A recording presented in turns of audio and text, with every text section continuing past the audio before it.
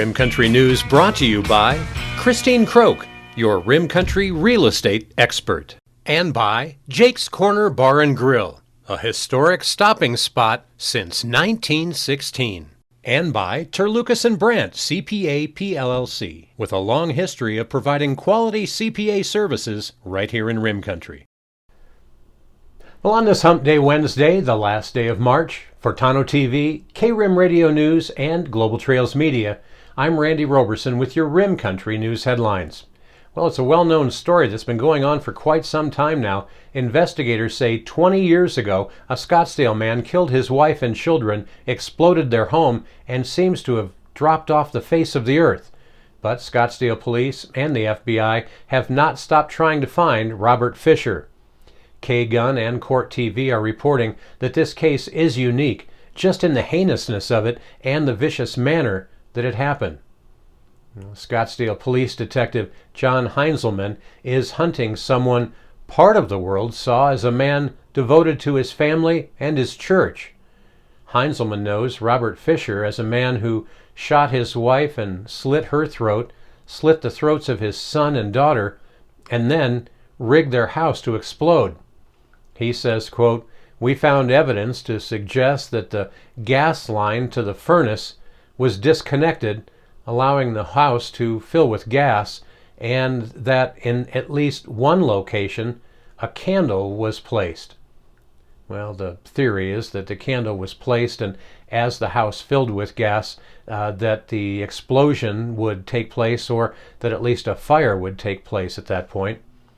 Well, at first, investigators thought that the fire was, perhaps an accident, and that when they looked closely, they would find Robert Fisher's body along with his family.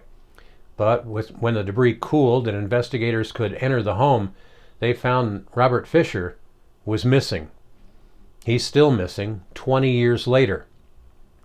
Well, Fisher got $280 from an ATM the night before the murders. His dog and his wife's car were found abandoned well north of Scottsdale here on the Tonto National Forest. And you can see it was in a wooded area.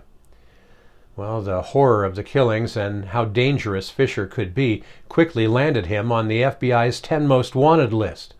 The FBI has modified pictures of Fisher to suggest how he might look 20 years later. Special Agent Taylor Hanna says a hard look at the hard evidence, and she strives to understand the fugitive's mind and where it might take him, saying, quote, "So there were conflicting stories out there that maybe he's been out there as a survivalist this whole time camping somewhere, or maybe he's had help along the way. Maybe there were people involved that we don't know about yet that helped him escape and have helped him hide over the years." Well, the nagging question is whether Robert Fisher killed himself a long time ago and his remains just haven't been found yet. Agent Hanna says the FBI has found fugitives even after they spent many years on the run, and she and Detective Heinzelman say if Robert Fisher is alive, the years have done nothing to dial down the danger. Heinzelman says, quote, "If a person is capable of doing what Robert Fisher did to his wife and his children, he's 100% a danger to anybody, and especially if he's out there now. He's done a good job to evade law enforcement and to evade even identification." Heinzelman went on to say, "I think there's nothing that he wouldn't do to remain free." Well, taking a look at other news from around our region, sunshine and warm temps have many of us thinking about the lake life this weekend. But before trailering that vessel and heading home, the Arizona Game and Fish Department wants to remind you and wants to ensure that boaters aren't transporting any aquatic invasive species, or AIS. Arizona Game and Fish, along with authorized contractors, are offering free inspections and decontamination of boats traveling away from waters designated as sources of AIS. Watercraft inspection and decontamination programs are extremely effective in preventing the spread of AIS, but we need the public's cooperation, said Kate Duquette, Aquatic Invasive Species Coordinator. Having your boat inspected, she said, and, if necessary, decontaminated, is critical in stopping the spread of mussels and AIS into other bodies of water. Whether a boater lives in Arizona or is visiting from another state, helping to stop the spread of AIS is the responsibility of everyone working together to protect and keep the state's waterways clean. In fact, did you know traveling across state lines with AIS can result in fines, quarantines, and even impoundments? Well, decontamination is required for watercraft that have been exposed to mussel-infested waters for 6 or more consecutive days. AIS are non-native species that are often unintentionally introduced by human movement. They don't have any predators outside their native range and are able to outcompete native species. They can be animals, plants, or even pathogens that cause disease in native fish or other aquatic animals. Often invisible to the naked eye, AIS can be extremely difficult to control. Now, once introduced, they can alter or even destroy ecosystems by interrupting food chains, causing damage to boats or recreational gear, clogging water and power infrastructure, and creating safety hazards. Well, to schedule an inspection or decontamination, you can call 2 to 3 weeks in advance. Get a hold of the Arizona Game and Fish Department AIS program at 623-236-7608. And coming up in Rim Country weather, typical springtime weather is expected today with breezy, dry conditions under beautiful clear skies. A warming trend will begin tomorrow, and we'll let you know what you can expect for the next week. Coming up next, you're watching Rim Country News. Hi, I'm Michael Dowling with the Old County Inn and Pinewood Tavern. So we've been using Lucas and Brandt probably for the last 4 years. They've been really awesome to work with, Amy and Marguerite. They do everything now from pretty much all of our payroll needs, pay all of our taxes. They even help us on Fridays to pick up our checks, which is great since they're local. But I pretty much use them for everything. They've been awesome to work with, and they take off all the things I don't have to worry about as far as taxes go, so I can concentrate on my business. But as for now, they're pretty much doing all of my personal taxes, all of our payroll needs, all of our business taxes, and very affordable and just awesome to work with, and they're local. So we really appreciate them, and they've been a great partner with us so far.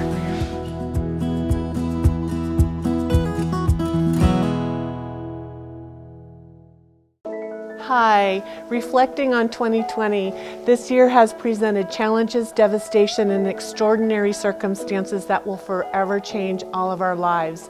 I am more than ever thankful and grateful for my loving family, living in a community that supports and takes care of each other, the collaboration that happens with our small businesses and our non-profits are selfless, generous, and heartfelt.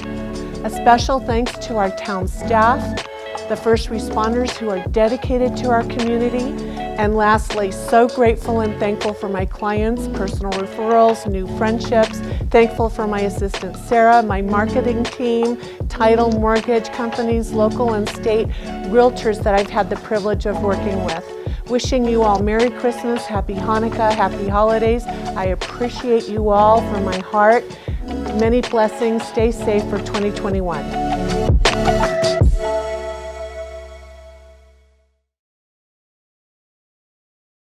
Jake's Corner Bar and Grill. It's not just a bar, it's a destination.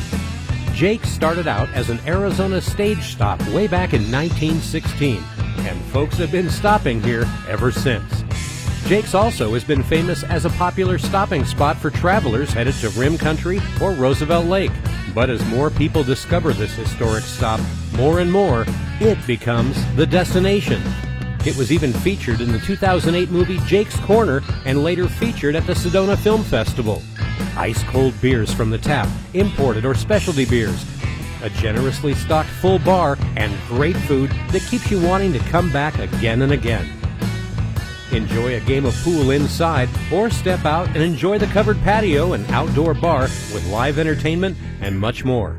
We hope to see you soon at one of the most historic stopping spots in Arizona, Jake's Corner Bar and Grill. It's not just a bar, it's a destination. Well, taking a look now at Rim Country weather, a bright sunny Wednesday is in the forecast as an upper-level ridge begins to build over the southwest U.S. Temperatures will remain typical for spring in northern Arizona today, as breezy winds out of the northeast this morning will gradually weaken late this afternoon and then becoming significantly lighter after sunset this evening. The warming trend will continue Thursday and into Friday. However, as the ridge forms and broadens, a short wave trough that is currently located off the Pacific coast is expected to make its way inland on Thursday afternoon. After quickly moving across the state on Friday, this cutoff low will exit the area later that evening. Now, established dry conditions in the region will minimize the potential for any widespread precipitation to occur with this low pressure system. Isolated rain showers during the day on Friday really can't be completely ruled out, but they're going to likely be relegated to just the highest terrain, really with the best chances for precipitation being right along the Mogollon Rim and over into the White Mountains. Now, that ridge will be the dominant driver of weather in Arizona through the end of the week and into the weekend. Now, the way things are looking right now, you can expect seasonally warm temperatures beginning on Thursday, and those are going to continue to climb into the weekend. Our afternoon highs Saturday and Sunday are forecast to be 10 to 15 degrees above average conditions for this time of year. The higher elevations will see temperatures reaching into the 70s. The lower elevations will experience temperatures probably around the mid-80s, with the central Arizona valleys like Tonto Basin touching the low 90s. The drastic increase in temperatures over the next several days will allow little time for acclimation, so experts say you should stay hydrated and know your limitations if you're outside for a considerable length of time. Weather models are showing a long wave trough forming along the west coast towards the start of next week. As such, significant changes across northern Arizona are possible next week. We'll know more details on that, about the timing and the impacts, as that system gets a little bit closer to us, so stay tuned for updates and we'll keep you posted. Highs and lows around Rim Country today. Well, as we mentioned, it's looking pretty darn beautiful right now. Today here in Payson, well, we're forecast for a high to warm all the way up to 72 degrees. Should be just a beautiful day in Payson today, with a pretty mild low again tonight, down around 44 degrees. Up on top of the rim at Clintswell, they're expected to have a high today around 58 degrees, with a low tonight near 30. Our neighbors up in the pine strawberry communities, well, pretty nice day up there today too. You should see a high near 65 degrees, with a low tonight down around 36. Over in Young, 72 should be the high today, with 39 the expected low tonight. Now, if you head down a little further south, down into my neck of the woods in Tonto Basin, well, we're expected to warm up to around 84 degrees for a high today, and our low down in Tonto Basin tonight, pretty mild, only expected to drop to around 53 degrees. And if you're heading all the way down to the valley, Sky Harbor International Airport today, well, the National Weather Service says the forecast for them is calling for a high of 89 degrees, still just knocking on the door of 90.